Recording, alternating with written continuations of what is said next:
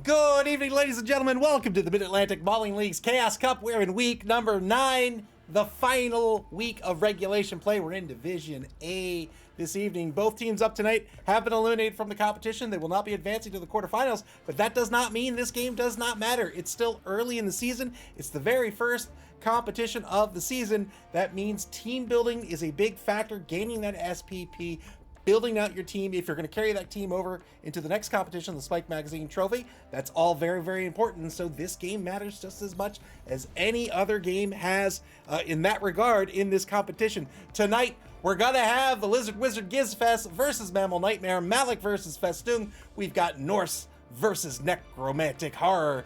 Welcome everybody to the stream. Festoon, Clypheus, Black Wolf, War Master 1969. And of course, Bad Dog, welcome to the stream. Welcome everybody to the stream. Let's take a look at the standings real quick before we take a look at the two teams.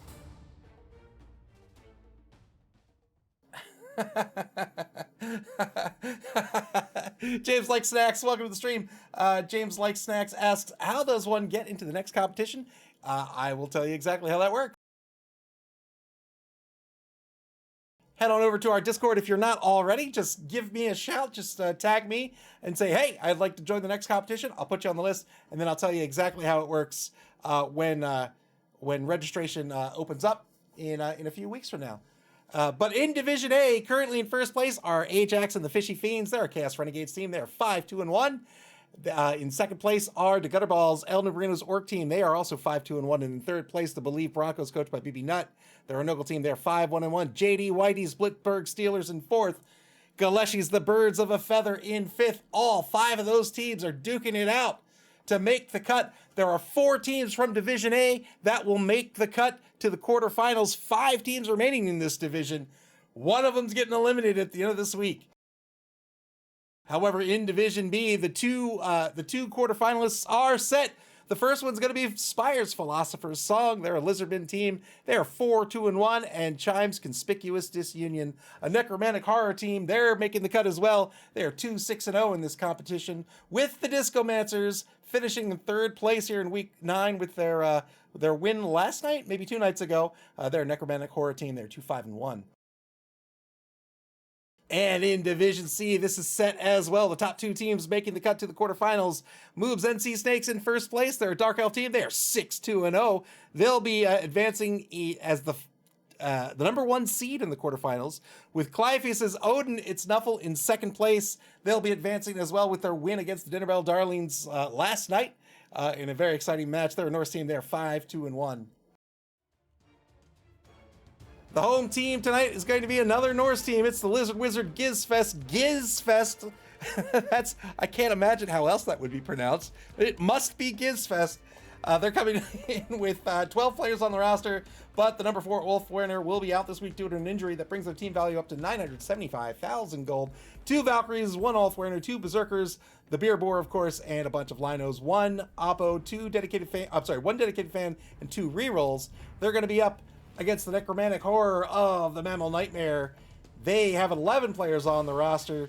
That brings their TV to 1,665,000 gold. That's 190,000 gold in petty cash. Going back to the Norse team in this game this evening. 2 werewolves on this roster, 2 wraiths, 1 of the Ghoul Runners, 2 flesh golems, 4 linemen, 5 dedicated fans, and 2 rerolls. How these 2 teams going to play tonight? We'll take a look at the home team first. The Norse team, as we've seen all throughout this competition, they are very, very bashy with lots of block, lots of frenzy, but also very, very brittle with an AV of just 8+ across almost the entire roster. The Wolf Winners with that strength of 4 also pick up a point of AV. He will not be starting with Paper Mache Dream Balloon this evening, so we'll just have the 1 Wolf Winner that hurts a bit. And of course the Beer Boar, very weak, very fragile, but his job is to take marks and to make fouls. So this team tonight is going to have to play very similarly to the way that Odin and Snuffle played last night. This is a team that wants to go take marks and take blocks and get removals with all that frenzy, all that block on the roster. But you want to do it in such a way that the opponent is not going to block you back on their turn. Remember, if you take a mark, your opponent gets to block you back before you get to do anything with that mark. In other words, before you get to, or not anything, but before you get to block back. So your opponent gets an opportunity to block you first. And you need to take these marks in such a way that your opponent does not want to block you first or won't block you first. That often means pairing these guys up to make sure they have assists. That might mean positioning them in such a way that it's difficult to get at them by the opposing team. And that's a very tricky calculus to make, I think, with the Norse team. It's very tricky to play a Norse team well, I think.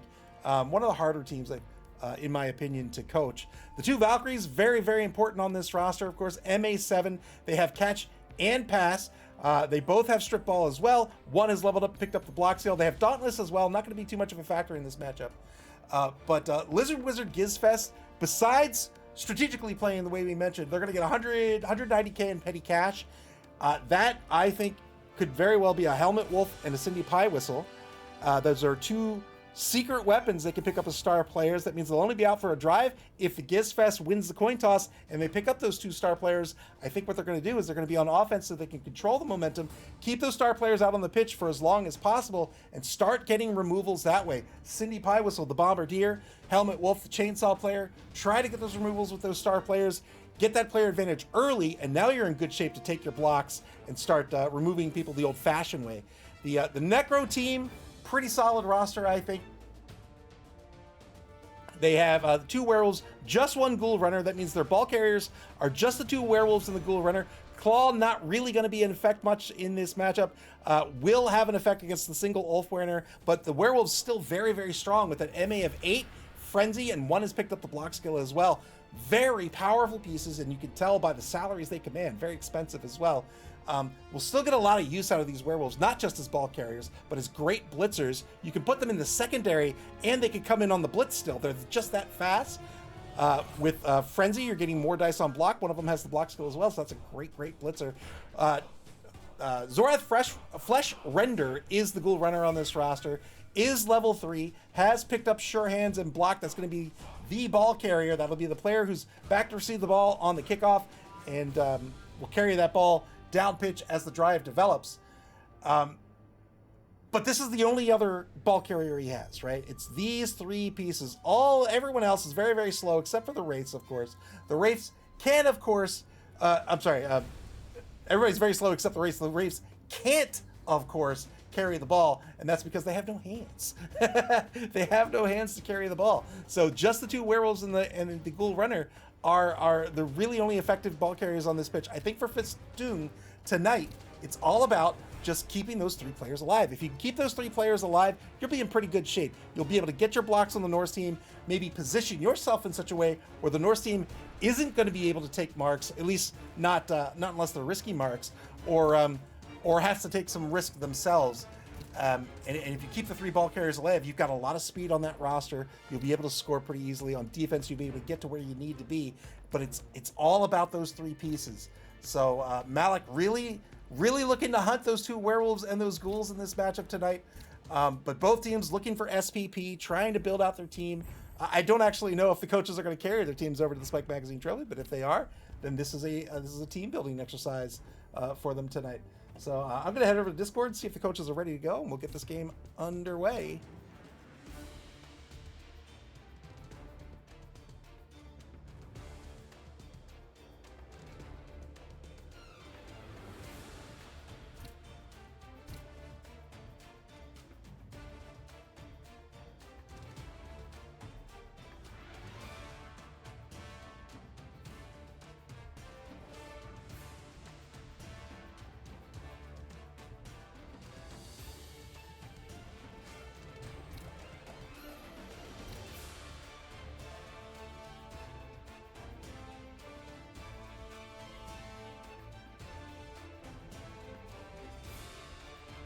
All right, we've got both coaches on the horn, so to speak, and they're about to get underway here in just a minute. Again, the way not again, but for the first time, if you're unfamiliar with how our league is set up, we have 3 open competitions a season, and then an invitational at the end. That's the championship, the Blood Bowl itself. Coaches can drop in or drop out of any competition, so you don't have to play all 3 opens, but if you do, of course, that's plenty of opportunity to level up your team, to kit it out exactly the way you want it. We've had coaches come in mid-season and still do very well and make it to the championships. So this is our first competition of the season, and the Chaos Cup's first competition. We have the Spike Magazine Trophy as the second competition, and then of course the Dungeon Bowl, which is not actually Dungeon Bowl. It's just the name of the comp. We have the Dungeon Bowl as our third competition of the season. Tizzle Bizzle demanding death. Welcome to the stream. It's a lot of fun. We have rules in place so that if life gets in the way, it's not a problem. You don't have to like turn the game into a job. You have plenty of time to get your games in. If you can't get them in generally you sign up for a game a week for X number of weeks, depending on the number of competitors there are. But otherwise, that's your only real that's your only real obligation is play a game a week. And even if you can't get it in within a week, we have a system of extensions that you can use to extend your week, just in case you have a business trip, or you're not feeling well, or something comes up. So I think we've got a pretty good rule set here to allow anyone and everyone to participate, no matter what your walk of life is or what you have going on. And it's a very friendly league. I think we really want to promote the game to not just people who have been playing Blood Bowl for decades, but people who are brand new to the game. We have lots of great coaches who are willing to talk shop, help you level up your game. It's a lot of fun. I love this game.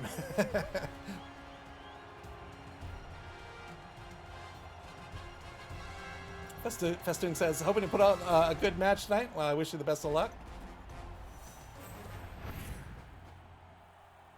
All right, Lizard Wizard Gizzfest is picking up 190K in petty cash. We'll see how he decides to spend it. It could be a wizard as well. I don't know. So he's picking up. Oh, he's just picking up Cindy Pie Whistle. So not picking up Helmet Wealth, just picking up Cindy Pie Whistle, and a keg, a coach, and a cheerleader. Wow, I would have thought for sure if he's going with one star player, he'd pick up a bribe, but not gonna have it. So a keg, a coach, a cheerleader, and Cindy. Oh no, is this Sweltering Heat? This looks very sweltery to me. It is indeed Sweltering Heat. Oh boy. So MAML Nightmare wins the coin toss. They're going to choose to be on offense to start this game. So they're going to control the momentum on this first drive and perhaps try to get Cindy Pie Whistle off the pitch ASAP. She is a secret weapon. That means what she's doing isn't exactly legal, but the rest's not going to catch on until the drive ends. At the end of the drive, she'll be called off the pitch. Of course, you can try to argue with the ref to try to keep her on the pitch, or bribe the ref, but there's no bribes for the Gizzfest, so they'll have to rely on that argue the call, which is just a 6+.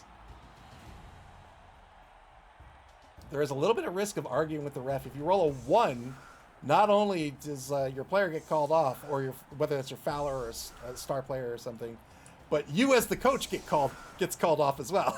So, what that means is you can no longer argue the call for the rest of the game, and you get a -1 to your brilliant coaching result, which is the kickoff event that gives you an extra reroll. What? Not legal? Look, there. As far as the ref knows, she just has some pies. She just has some pies that she wants to share with the opposing team. That's all. He'll wise up after they start to explode.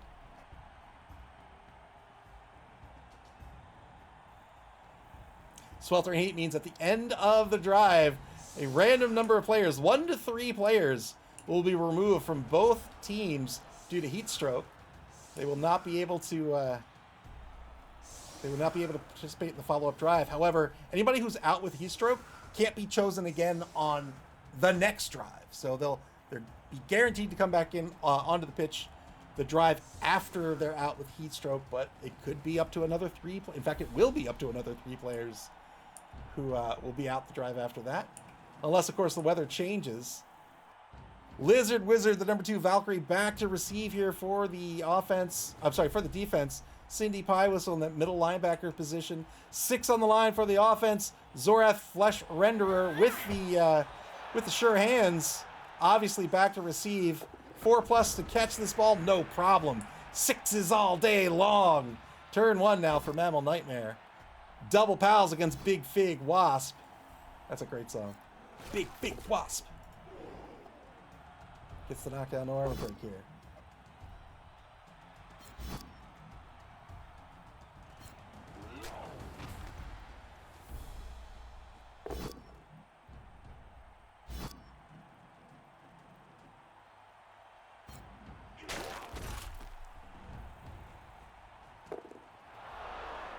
Another knockdown on the line here. No armor break.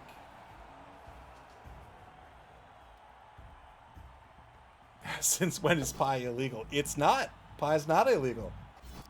2-die blitz over in the left wide zone against Gamma Knife, the number 6 Norse Berserker. That's the Berserker with Mighty Blow. Only gets a push out of this. These Wraiths can be very, very tricky. They come with block and sidestep, which means they never get pushed back. Well, they typically don't get pushed back. They get pushed into any adjacent space. That can even be forward, and it's going to be Festoon deciding where they get pushed on a block. They also have foul appearance. Malakir, when he takes a block or a blitz against these Wraiths, will have to roll a d6, and on a 1 will lose the opportunity to block or blitz with that player. Remember, a blitz is a once per turn ability, or a once per turn action. So if you declare the blitz, you try to blitz a Wraith, you fail the foul appearance roll, that is your blitz spent.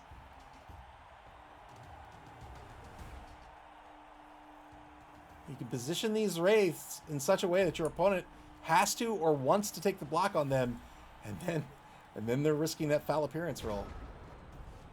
Turn 1 now for the Gizzfest.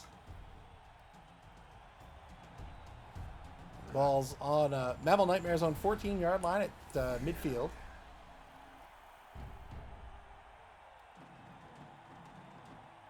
Center field? Midway between the sidelines.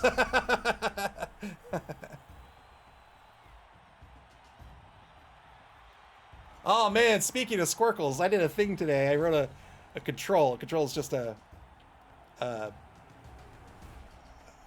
why can I not describe what a control is? It's a thing that shows up on the screen. It's like a button is a control, or a scroll box, or a combo box, or something like that. That's a control. So gets the Sun against Corpse Grip Stumblefoot, just outside the right wide zone here on the Nonagon Infinity Blitz. These frenzy pieces have to follow up on their blocks if there's a push. That both down result means that there is no push. It's the only face that doesn't result in a push, unless it's an attacker down, of course. But so anyway, I created a control that's like a progress control, but it's not a progress bar. It takes your input. Well, it's either a natural input or a rational input. But if it's a rational input, rational as in ratio. If it's a rational input, good knockdown on Mortis the Mangle here by Cindy Pie Whistle, but gets no armor break out of it. It's like little boxes show up, and it doesn't matter what the size of the control is. The boxes will like. You know what? It sounds much dumber now that I say it out loud. I was very proud of it, though. Like, it calculates the square root of the control so that you can figure out how many boxes you need and it's the right size and stuff. Anyway.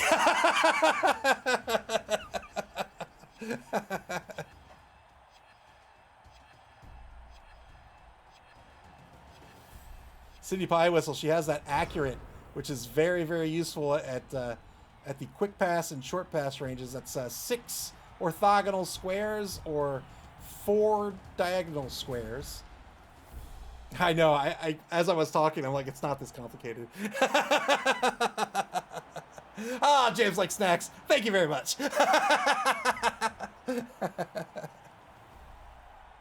So she gets a +1 in this quick and short range. So very useful to have her set up in such a range, right? Where she is right now across the line of scrimmage, that's quick pass range. So that's great. That's as accurate as she can be. 2-die blitz by Mortis the Mangled gets a knockdown, and now marking Cindy herself. She only has an AV of 7+. I understood none of that, but I'm proud of it.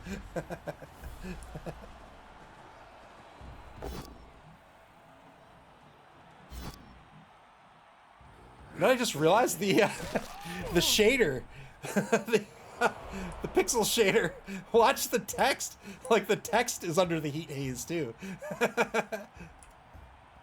Like on the radial menu.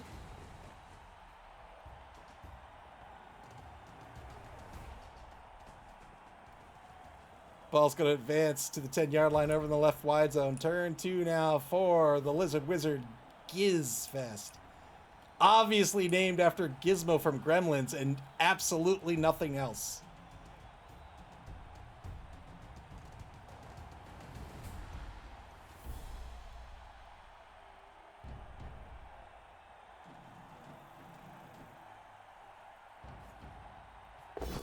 Two-die blitz with Mortis the Mangled once again here. Gets a push on Mr. Beat. Sorry, it's Mr. Beat. It's Mr. Beat with the push on Mortis the Mangled. And now two-die block on Mortis the Mangled again. These flesh golems have stand firm. This means when they get pushed back, they can elect not to be pushed and they can stay right where they are. They're great anchor pieces. And you can see why right there, 2 pushes. Mortis the Mangled's going to stay right where he is. He says, nah, I'm good, thanks. Thank you very much, but I'm okay right where I'm at.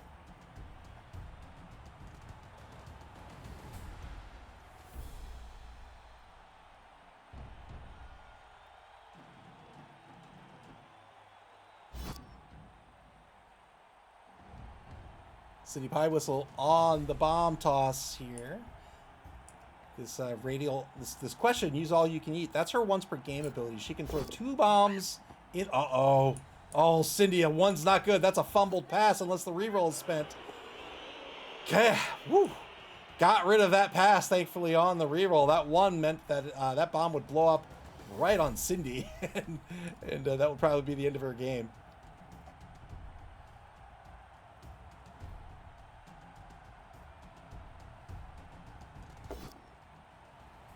Two-die block against Stitch Jaw Brain Snatcher over on the right side of the pitch here. Gets the knockdown.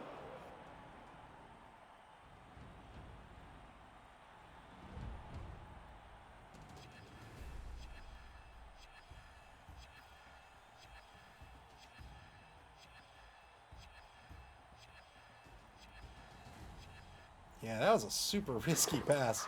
Looks like it was a long pass, too. So, needed a 6 on the pass. Look, oh, I was going to say, look at both down there. It's like, it's hazy. So she's a mark. Needed a 6+ on the pass. Didn't work out, but got through the loner roll and was able to get rid of that ball so that at least she didn't fumble it.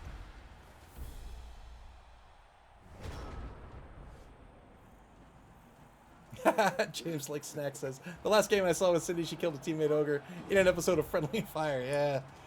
Yeah, she'll do that. Two-die block against Cindy Pie Whistle here. Gets a push. Mortis the Mangled on the block again. So Cindy's going to remain on her feet unless the blitz is spent. Double skulls against Robot Stop. Wrecks the Devourer on this block. Spends a reroll. MAML Nightmare down to just 1 reroll for the half.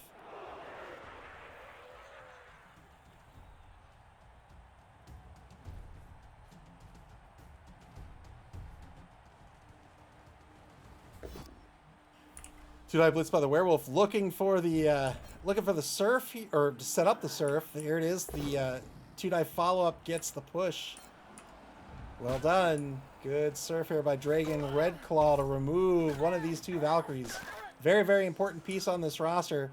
And Festoon was able to hunt that Valkyrie down, use Frenzy to his advantage to get the surf. Very, very well done.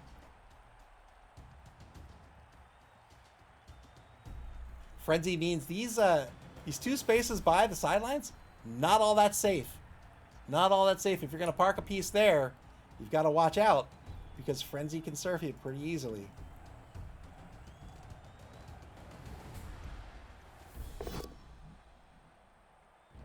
Failed the rush by Dragon Redclaw. Doesn't spend the reroll. Right there! Ah! The text is definitely, or the pixel standard is definitely being applied to the text.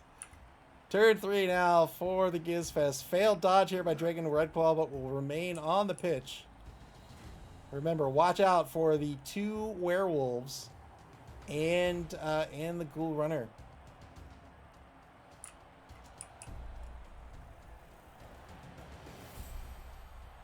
Two wolves in purple here and here. The Ghoul Runner in green. Two-die block on the right side of the line. Gets a knockdown thanks to the block skill. No armor break. We talked about how critical positioning for this Norse team is going to be in this matchup. The problem is it's difficult to position with Norse. They have so much frenzy. They really, really want to take blocks. But, oh, good rush. Good rush blitz to get the Powell and Craven Blade Claw. And now has a mark on the ball carrier. Very difficult to position these pieces, but Malik said, I see an opportunity to knock down this werewolf and get a mark on the ball, and took it. Well done. Finally knocks down Mortis the Mangled. He's going to stay where he is due to stand firm. 50 seconds left on the clock here for the Lizard Wizard Gizzfest. Got through the foul appearance roll. People's Vultures on the block here. All these linemen have block. It's so good. It's so good. As rookies, they have block.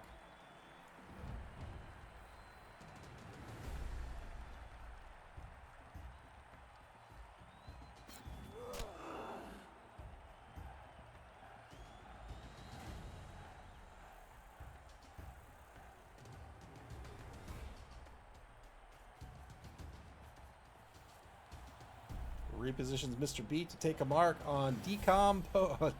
Very clever. On Decompose. On Decompose. 2 marks on Decompose now.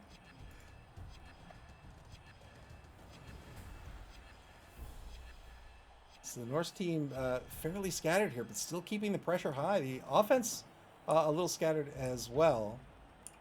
So this is going to come down to one-on-one matchups where pairing up can be very advantageous when all your pieces are kind of scattered like this, and you have an opponent against you, one-on-one like this. This is a little different, but still, if you can get a piece in on to assist and pair these guys up, you'll be in pretty good shape. And when I say pair up, I don't just mean for the assist, but move them as a group, right? Just keep moving them down pitch as a group. And while you're doing that, use your pairs to keep the other singles, your opponent's single pieces, out of the drive, right? So get 2 pieces between a piece and your ball carrier and his teammate. Get that guy in between someone else, and so on.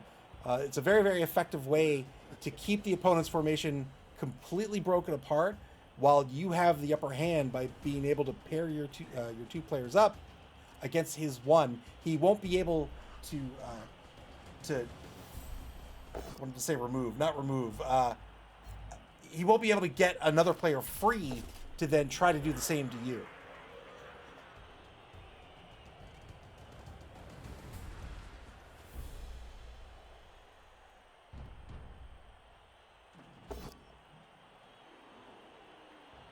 So maybe you have a guy here and a guy here, and he's got I don't know, he's got a guy here or something.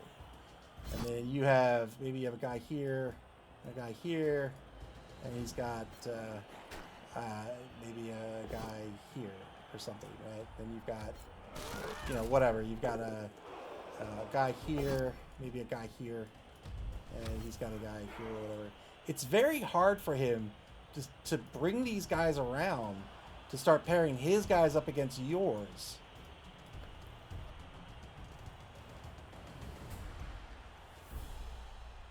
"35 seconds to go in turn 4 here for MAML Nightmare. They still have the ball on their own 10-yard line over in the left wide zone.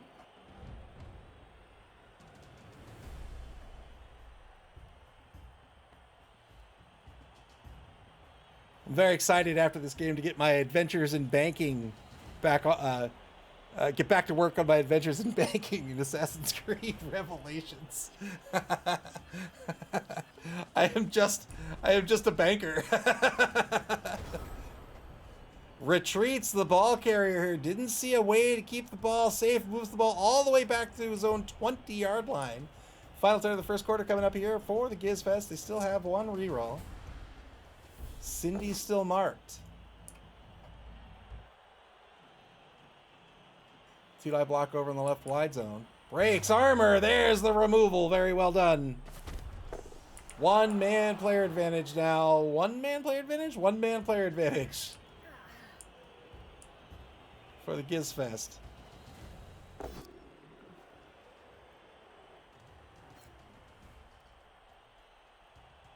Good armor break here against the zombie. Another armor break. Wow, against the Wraith. That's a great removal. Two-man player advantage now for the Gizzfest. Regen kicks in, so that Wraith, thankfully, at least for Festoon, will be coming back onto the pitch in the second drive.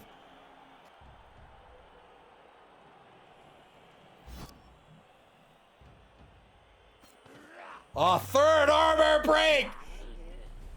Wow, the Norse have come to play. 3 removals back to back. Turkey time. That's right.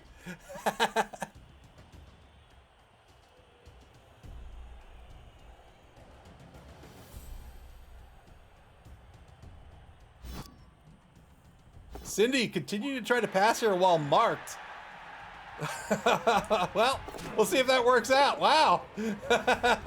Got the ball where she wanted it to be, but got no armor break out of it.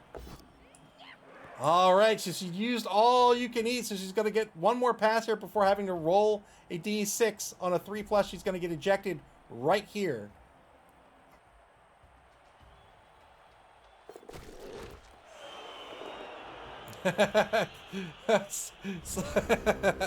So got nothing out of it. I'm sorry, it's a 4+ on all you can eat. I thought it was a 3+.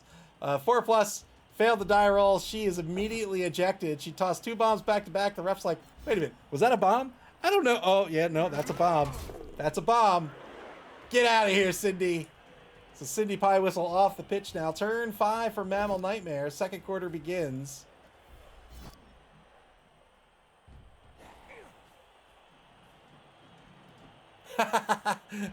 James like snacks says as graceful an exit as a halfling can get from a game.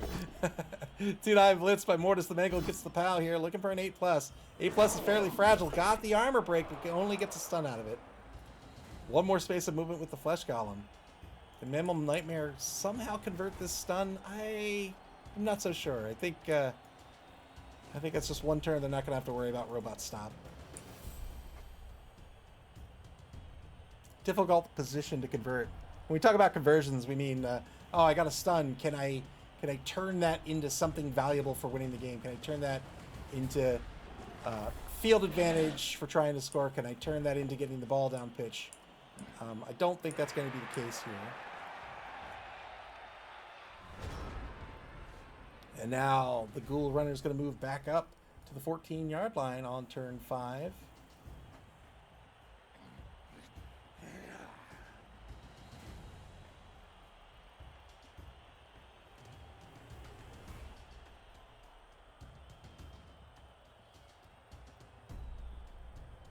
Well, they did have the beer boar. They lost the beer boar.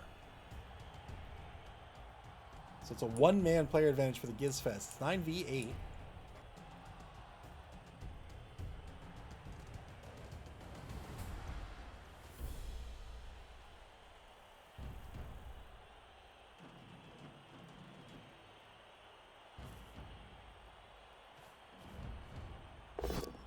Two-die Ulfwerener blitz against Craven Blade Claw. Gets the knockdown here.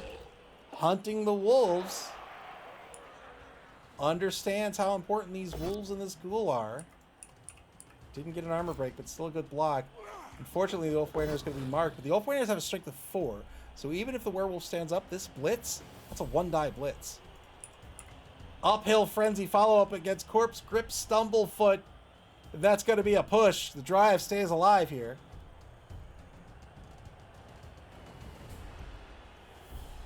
If you are new to the game of Blood Bowl, skills, that's what these little squares are. Players can level up. They gain experience points. In this game, they're called Star Player Points, or SPP. After you gain a certain amount of experience points, you can level up your player and buy a skill for them, or among other things. But these skills are optional unless otherwise stated. Frenzy, that's the one with the tornado here. This is not optional. So Frenzy says, on a block, if that results in a push, whether you knock them down or not, you must follow up on your first block. And then, if it didn't result in a knockdown, you must block again. So this has a good side and a bad side to it. The good side means you're rolling more block dice. That means better odds for knocking down pieces. That's the good news. The bad news is you have to follow up and take that block again. And if that second block is no longer advantageous, you might be in trouble, right? Maybe it's a 1-die block that you don't want to take. Maybe it's an uphill block that you definitely don't want to take. So that's the risk. You'll often hear that referred to as a frenzy trap.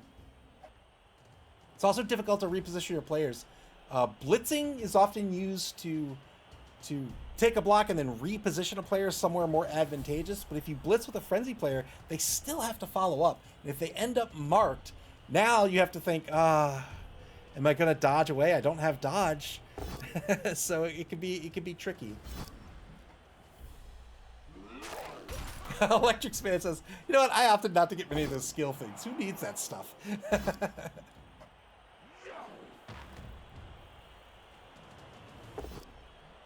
Two-die block against Road Train. There's the armor break. The armor break for the audacity of taking the 2-die uphill. Gets a stun out of it. And now the ball's going to cross the line of scrimmage for the first time in this game. On the opposing 2-yard line, Zorath Fleshrender, the number 5 Ghoul Runner, in possession of the ball. Is a blodger, has sure hands as well. I didn't even see that the Lizard Wizard came in on the mark. Yeah, and there's that repositioning with Blitz, exactly the way we just talked about. Took the block at the beginning of the Blitz here against Lizard Wizard, the number 2 Valkyrie, and then repositioned to get a mark on the ball. Or not a mark on the ball, but to protect the ball. Turn 6 now for the Gizzfest. They've stalled out this offense for a little over a quarter here, but now they've got to start. They've got to start playing defense. They've got to stop this score, stop this run. The ball's in the hands of a very fast piece. Can hand off to an even faster piece. Neither of which, thankfully for the Gizzfest, are in scoring position right now.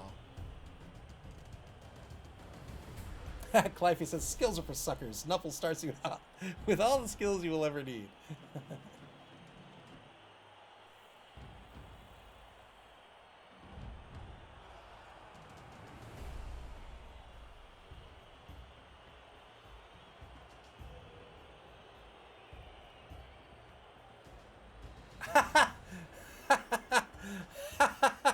Electric Man says, I put 2 skills on a mummy, so Nuffle said no and broke his leg.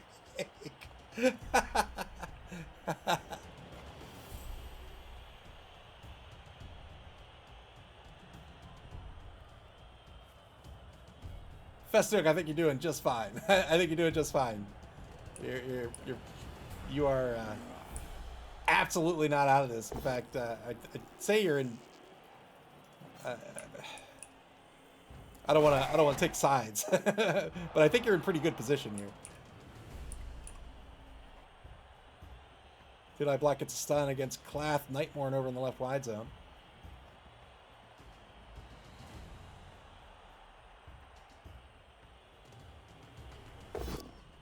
And now a 2-die against Craven Bladeclaw gets a push into the 2-die Frenzy follow-up. And this is going to be a knockdown thanks to block. 9+ breaks armor. Doesn't get it. Doesn't get it. Malik continuing to go after these wolves. I think that's perfectly fair. But Malik really not playing the ball right now. So in danger of this ball getting behind him. 1 die on. Brack the Bludgeoner gets a pal. Where's Mr. Beat going to end up?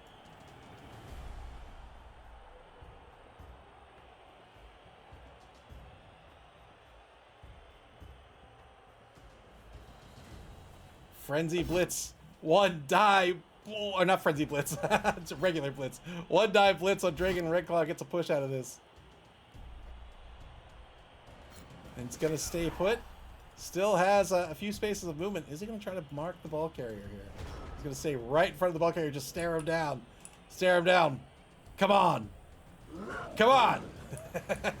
Turn 7 now for Mammal Nightmare. They have to end this turn in scoring position. They're currently a couple of spaces away. Well, more than a couple, 3 spaces away. Good armor break by the Wolf. That's a great armor break against Mr. Beat here in turn 7. Mr. Beat will be out effectively for the rest of the half.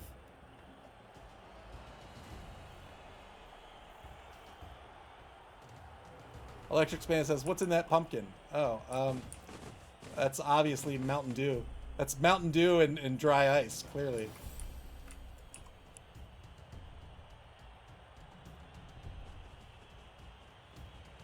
And now, MAML Nightmare takes off with the ball. Zorath Flesh Render moves down the right wide zone to the opposing 14-yard line, just off that sideline.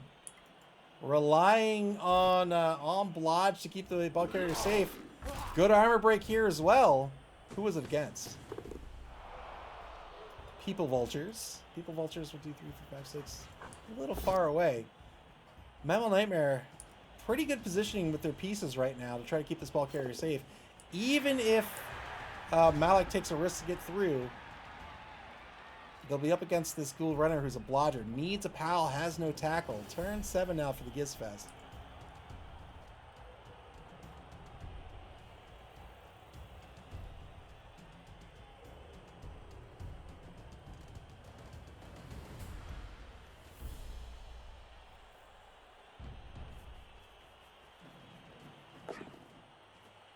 Good 3+ dodge. That's not going to be enough, but repositions Robot Stop just in case something happens to keep Robot Stop in the drive. Good action order here by Malik.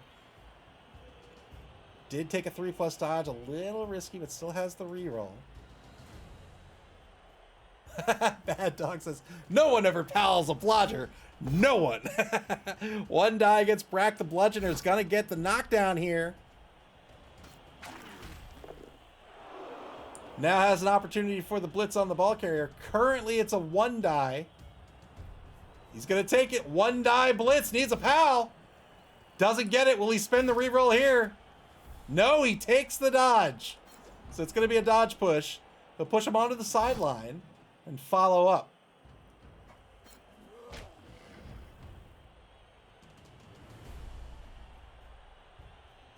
.48 seconds to go here for the Gizzfest. They have 1 reroll remaining.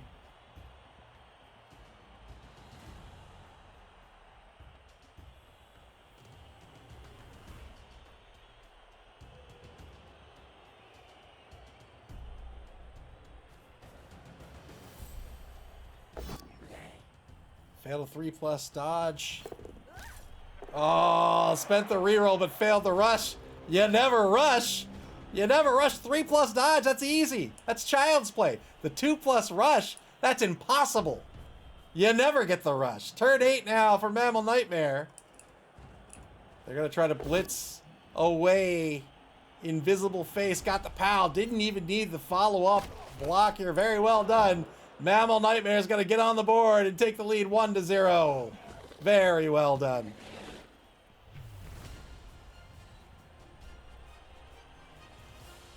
You can see there, Festoon had that great pocket set up for the ball carrier and forced the Lizard Wizard Gizzfest to have to roll some dice first before they took that blitz, and still could only get a 1 die blitz out of it.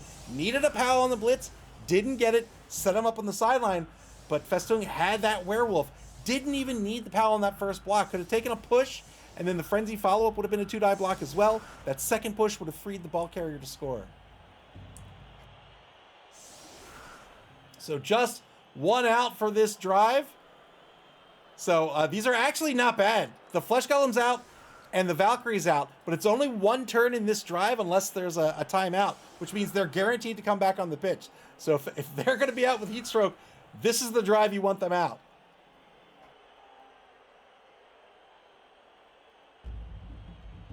Oh, James likes snacks. Yeah, absolutely. Everybody's allowed. Or, what's the word I want? There's no limits. So anybody that wants to play is welcome to play. We have rules for any number of participants. Hey, look at that! It's now perfect weather with 1 turn less for the Gizzfest. They're going to try to block down this line. They're going to be guaranteed to get back the number 2 Valkyrie, and they won't have to worry about somebody else being taken off the pitch here. Double pals against Corpse Grip Stumblefoot. 9+ breaks armor. Got the armor break. Only a stun. It's nothing out of this. 2-die block against Mortis the Mangled. This will be a push. Mortis the Mangled says, I am not standing firm. Feel free to push me away. Thank you very much. Frenzy follow-up into a PAL.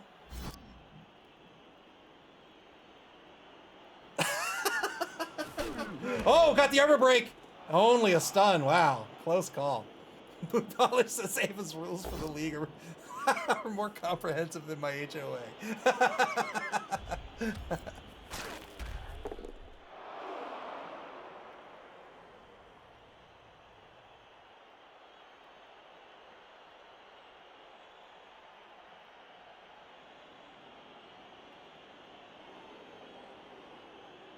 Blocks on the line taken. Is he thinking about fouling? Might foul with the beer bore. Currently has 4 assists on a foul against Stitch Jaw Brain Snatcher. Going for the pass first. Oh, it works out. Drive stays alive. We'll see if he decides to foul here. He can get 5 assists. So that's a 4 plus a break. He doesn't risk it. So that'll be the end of the half. 1-0. MAML Nightmare in the lead in this game. So the Lizard Wizard Gizzfest are going to get back their second Valkyrie. The second Flesh Golem for MAML Nightmare will come back on the pitch as well.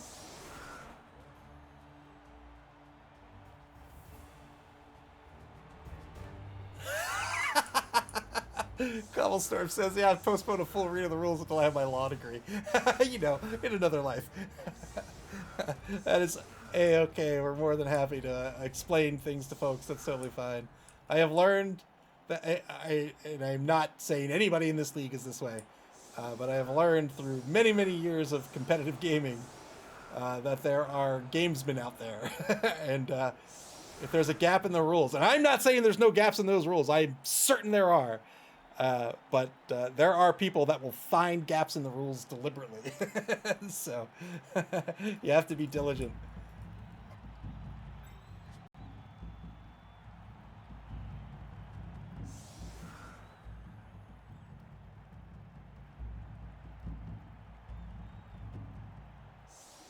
The number one rule in this league is just be sporting. Just you know, go out, play your game, see where you rank, have fun, and then we'll help you out with the rest.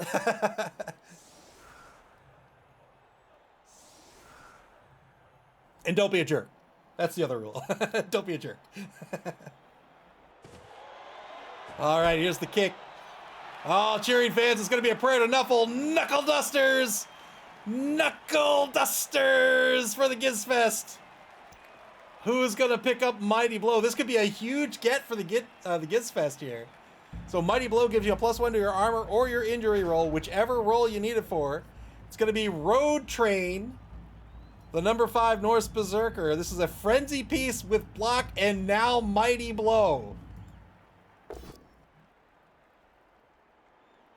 A potential killer. I imagine we'll see the Blitz with this Norse Berserker.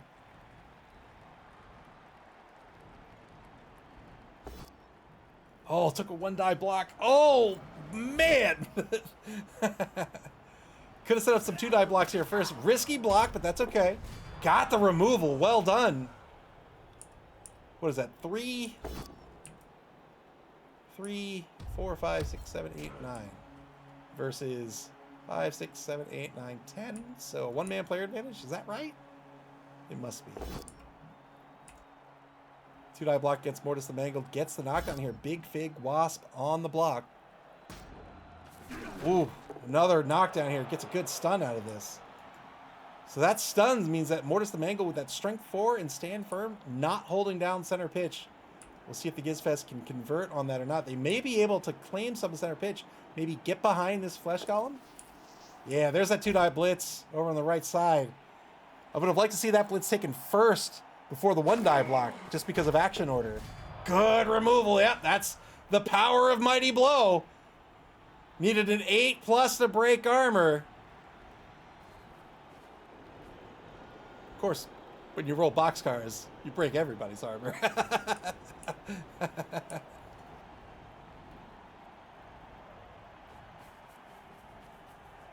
3+ pickup over in the right wide zone. Works out. Ball in the hands of Lizard Wizard, the number 2 Valkyrie.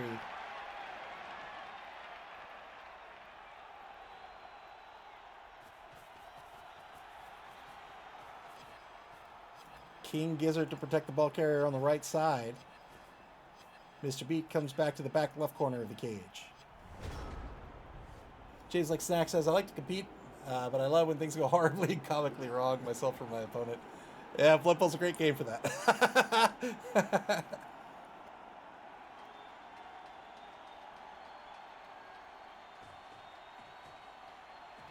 Two-die blitz on Road Train. Gets the knockdown down here, trying to get this Mighty Blow player off the pitch. 8+ will break armor. Can he do it? There's the armor. Oh, man, did he do it? Holy moly. Appa's going to be spent here. He'll remain alive, but he's off the pitch. And that is the end of his game. My goodness.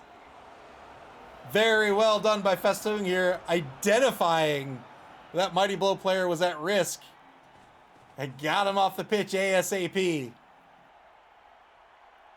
Eridus, welcome to the stream. Demanding death. You got it.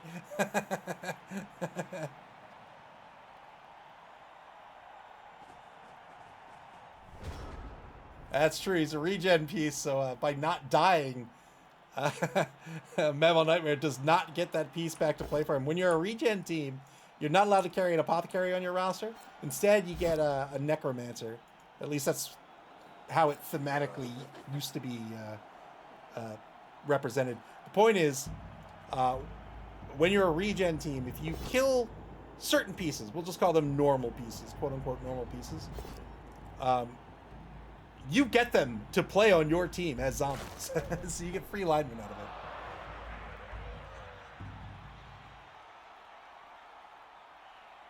Eridus says, been here a while lurking. Great game so far. It has been a great game so far.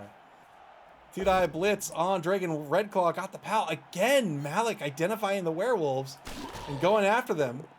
Good blocks, but not breaking the armor.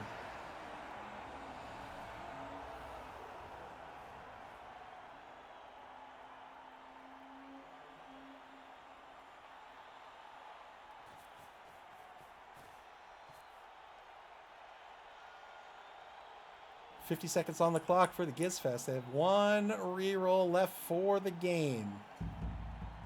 In the game of Blood Bowl, you carry a certain amount of team rerolls on your roster, and you replenish them at the beginning of each half. So if you have 3 rerolls, you have 3 rerolls to spend for a half. As we come up on I want to call it the postseason. It's not really the postseason, but the post-competition. As we come up on the quarterfinals, games will no longer be able to end in a draw. They will go into overtime. At the beginning of overtime, you do not get back your team rerolls. You get them back at the beginning of the first half, the beginning of the second half, but you do not replenish them for overtime. Overtime's a full 8 turns as well, so you have to be very, very careful once you hit the quarterfinals as to whether or not you're going to spend those rerolls late in the half, or if you want to save them to use them in overtime. Turn 10 now for MAML Nightmare.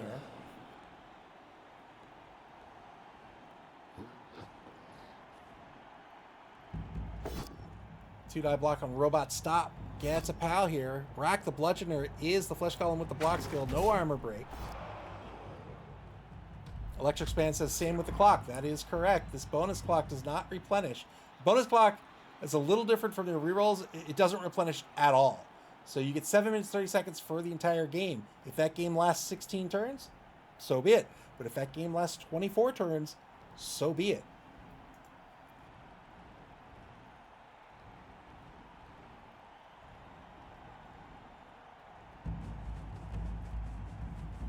Ghoul Blitz on the rush. One die blitz. Got the pow on Lizard Wizard. We'll see where the ball bounces. 8+ breaks armor. Got a great armor break out of this. Wow, what a blitz! What a blitz! Mr. Beast there to Mr. Beat there to recover the ball. Great blitz here by Festoon to get rid of that Valkyrie on the 1-die blitz. Had the block skill. That's not bad odds at all.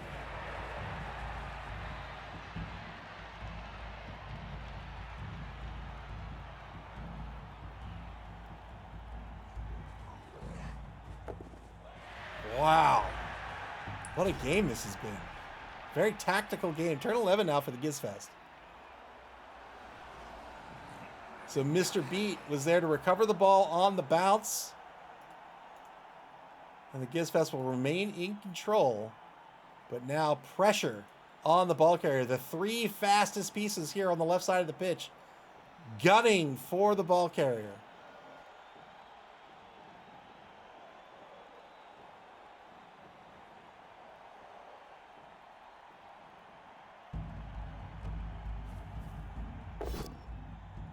I think it's 9v7 on the pitch right now. Two-man player advantage for the Gizzfest. Frenzy follow-up on Craven. Blade Claw gets the knockdown. Malik doing a great job with keeping this Ulfwetter just being a thorn in the side of these wolves. Will reposition Nanagot Infinity. Might take a mark on, might take a mark on the werewolf. He does exactly that. And Poopala says, who wins if both teams get wiped? We do! We win! Oh, the beer boar, Wawa! Tries to dodge to safety here. All these dodges are a 2+, or not to safety, but tried to dodge for the assist. All these dodges are 2+, failed to dodge, but does not get removed from the pitch, which is very lucky, as the beer boar is a 6+ to break armor and has 2 serious injuries. So if they roll on the casualty table, it's a +2.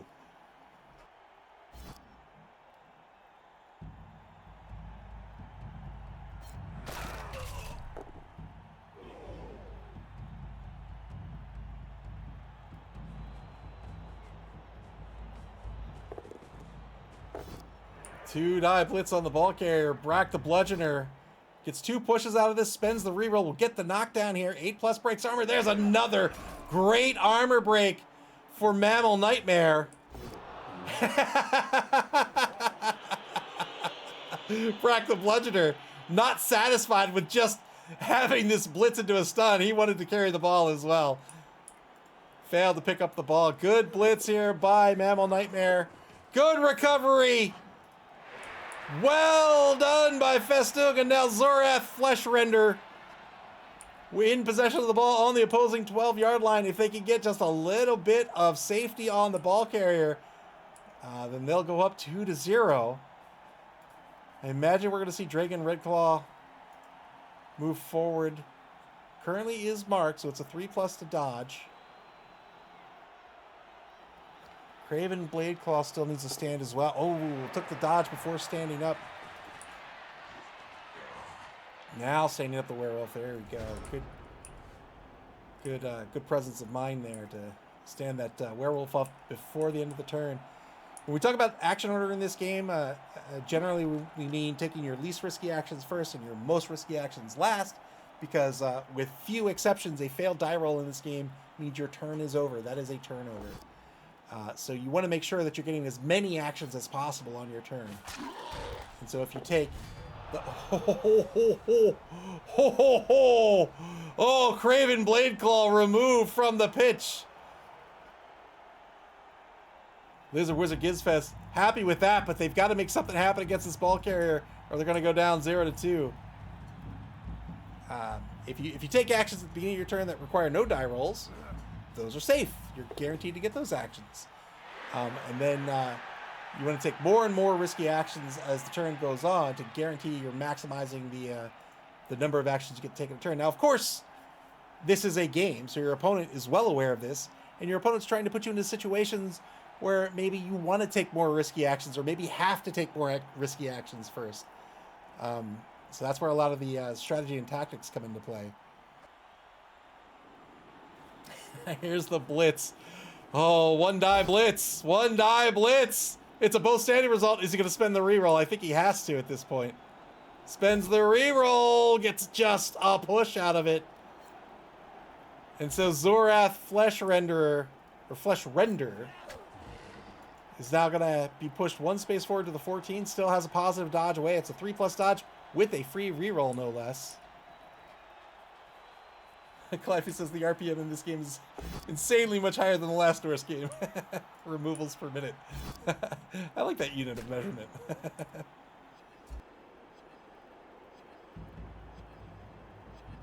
Removals per minute. That should be a standard unit of frequency. Turn 12 now for MAML Nightmare. 2-die blitz against Robot Stop. Double skulls. They're going to have to use a team reroll. They get a push. They're not going to free the ball carrier here. They weren't going to anyway unless the werewolf was going to push away. But with no reroll, with no rerolls left, I think you just take the 3+ dodge. There it is. Very, very well done by Festoon to increase their lead 2-0.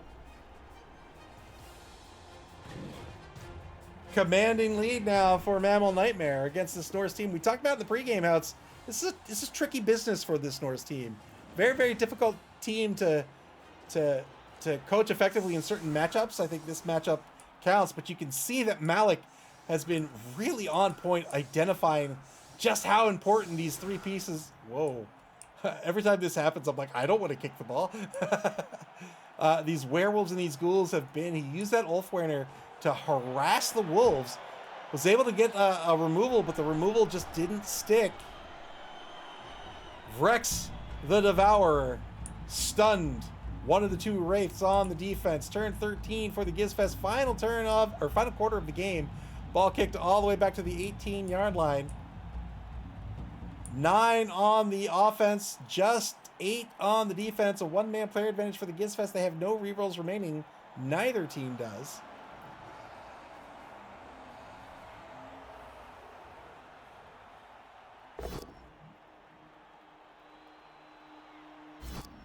Two-die block by Nonagon Infinity against Mortis the Mangled. Gets the knockdown here, but it's a big 10+ to break armor. And again, due to Frenzy, has to follow up. Two-die block against Corpse Grip Stumblefoot. Gets the knockdown here as well. So if you took that as a both down result, there'd be no follow-up. By taking it with Defender Stumbles, he gets the follow-up. But also, something to consider there. When you have a both down result, both down or attacker down, any one of these red skulls, there's no push with that. So when you have a situation like that where you can push or not, sometimes you need to consider, like, well, if I knock him down right where he is, does that help me? Maybe it does. In certain situations, it does. Maybe you're filling a gap with his prone body, and you can use that to your advantage. In the old version of the rules, that prone body would just fill that gap, and there's nothing the opponent could do about it.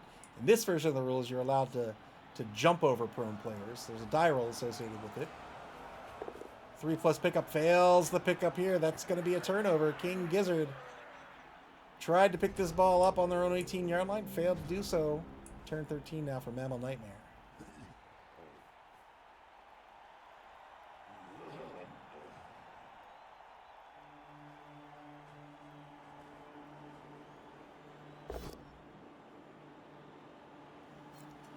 Two-die block on Robot Stop. Gets the knockdown, breaks armor, got the removal. Very, very well done. It's all tied up on the pitch now. 8v8. Is that still a drink? Is V8 still a drink?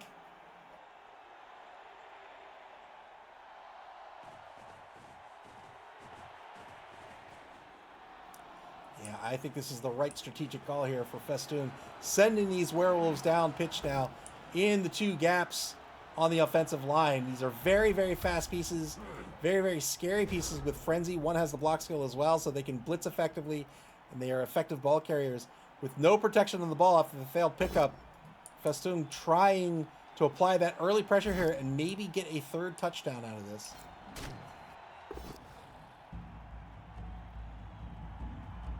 Two-die Frenzy follow-up with Nonagon Infinity.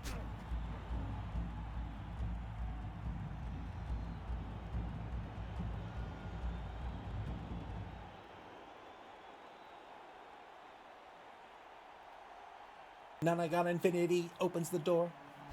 Nonagon Infinity opens the door. One-die blitz on Drake and Redclaw, continuing to keep the pressure on these wolves. Still no armor break. My goodness, what is this armor? Is this adamantium armor? Oh, you know what this is? This is probably very, very expensive armor that they were able to afford at one of my convenient 10 banks in historic Constantinople. We have excellent insurance, or excellent interest rates to suit anybody's loan needs, starting at a low 40%.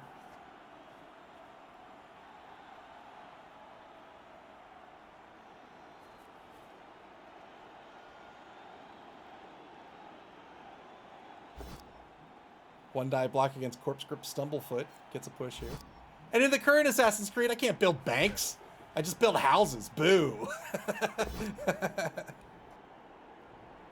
One die block against Mortis the Mango gets a both standing result out of this.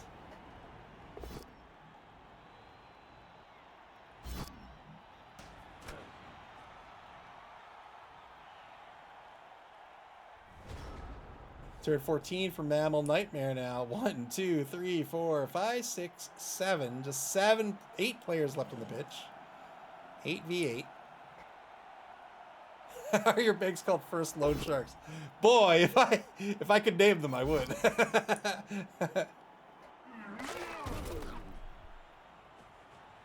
In the game, there are like people that can harass you for money, like beggars. Mechanically, they're there to like bring attention to you. So if you're like trying to sneak around, you have to avoid them, or else they'll draw attention to you. But for me, I'll have the beggars come up to me while I'm withdrawing like 30,000 fun bucks from the bank.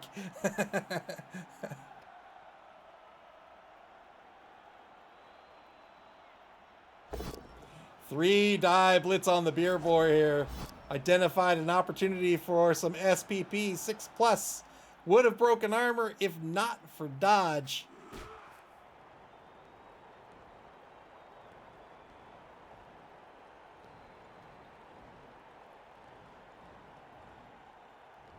It's Assassin's Creed. Assassin's Creed Revelation. So it was the fourth game in the series. It was part of the trilogy of Assassin's Creed 2. You can build up Istanbul or Constantinople.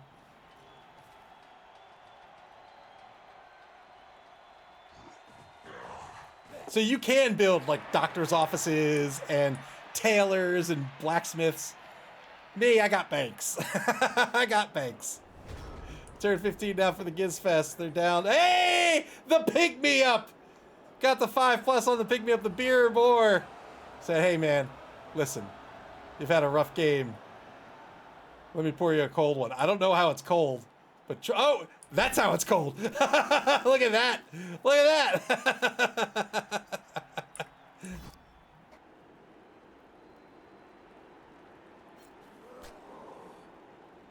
First Assassin's Bank. If you don't pay us back, we'll kill you. Yep, Assassin's Creed Rio and Banks. Yeah, it was an early one. It was part of the trilogy for Assassin's Creed 2. All right, the Gizzfest here on turn 15 has to end in scoring position.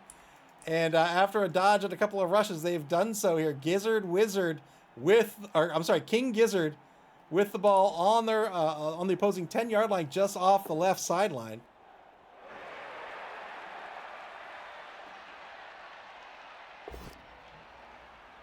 One die block back at the line of scrimmage.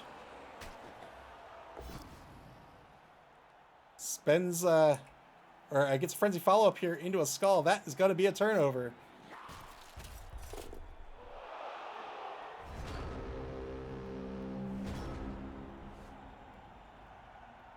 Turn 15 for MAML Nightmare. Clypheus graciously lowering the rush failure rate. Look, I've got all the rules to Blood Bowl right here. And I can tell you right now, in the rules, page 42, rushes fail 900% of the time, but Clypheus graciously lowering it to 99%. Can't believe it's not in the rules that you're forbidden to do that, but take advantage of it while you can.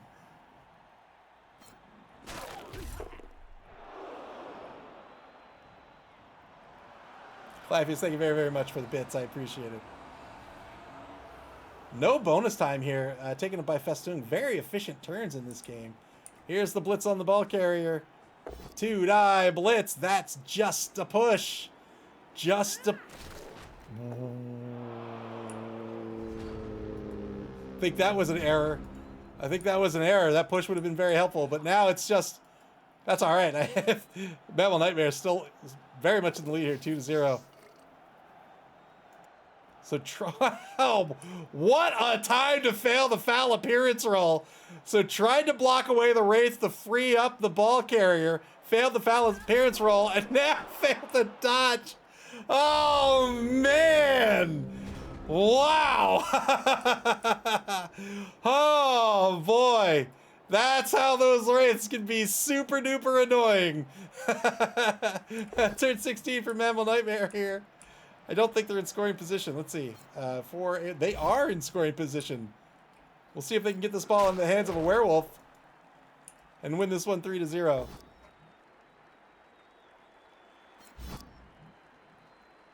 Clifey says, could she have blitzed? Yeah, she could have blitzed. She could have blitzed. But it was a toss-up on the blitz. Still, I think the blitz is better than the dodge. Well, no. She couldn't... where was she? I think she might have been 2 rushes away at that point. Let's see, she was here. 1, 2, 3, 4, 5, 6, 7. She could have blitzed. She could have blitzed, and then it was 2 rushes. Oh my goodness! Murdering everyone in the final turn. Picking up SPP. That's what you do. That's what you do. These games matter. These turns matter.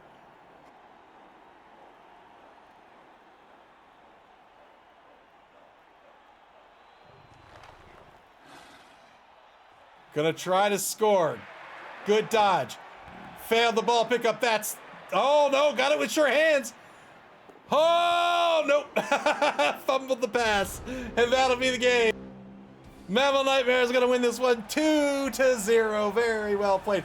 I have to say, despite... So both coaches, I think, played a real good game there. Obvious that MAML Nightmare won, right? Played a good game there to win 2-0. But I think the Gizzfest there played a great game as well.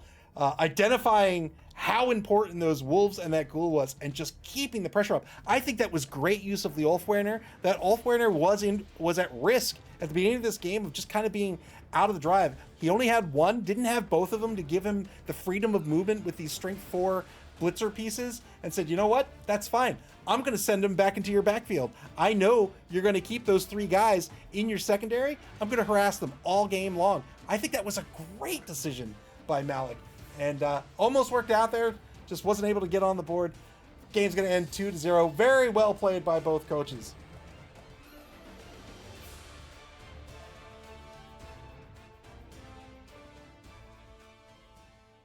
And with that, MAML Nightmare will advance into 7th place above the Lizard Wizard Gizzfest here in Division 9. We've got just one more game, it looks like, in Division 9 to play.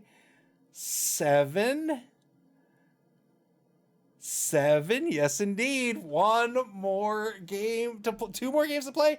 Two more games to play. 2 more games to play. The Believe Broncos are going to duke it out with Dangerous Knights Crew. I think that's the right matchup. No, Believe Broncos are going to play the Birds of a Feather, and Blitzburg Steelers are going to play Dangerous Knights Crew. So 2 more games in Division A. Both of them matter for these standings. Those top 5 teams are competing for just 4 spots. Let's take a look at the schedule before we leave for the evening.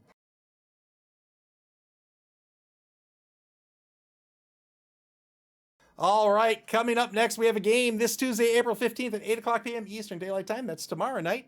That will be Entanglements versus Nerdstrom's Nose Count. Conkill versus War Horseman. That's Imperial Nobility versus Norse. That'll be a Division C matchup. And then we will have this Saturday, April 19th at 2 o'clock p.m. Eastern Daylight Time, the Believe Broncos versus the Birds of a Feather. BB Nut versus Galeshi. That's Nurgle versus Elven Union. That is going to be a very, very fun one, with the Blitzburg Steelers and the Dangerous Knights Crew game yet to be scheduled. But when that game gets scheduled, you'll be able to check out and get alerted to that schedule on our website at maml.club. That's maml.club. Here on Twitch or on our social media pages on Blue Sky X and Facebook. You can also watch previous games on our YouTube channel. Play Blood Bowl, man. This game is awesome. You can play Blood Bowl via Blood Bowl 3 on Steam, the Epic Games Store, PlayStation, and Xbox, and in tabletop form at your friendly local game store until tomorrow night, which I just realized is fine. I just realized I scheduled my game. Look what I did. Before we leave, look what I did. Oh, no, I didn't. Yeah, this is scheduled for my meeting, isn't it? Oh, well. We'll see how that goes. All right, until tomorrow night at 8 o'clock p.m. Eastern Daylight Time. Take care, everybody, and enjoy the rest of your Monday evening.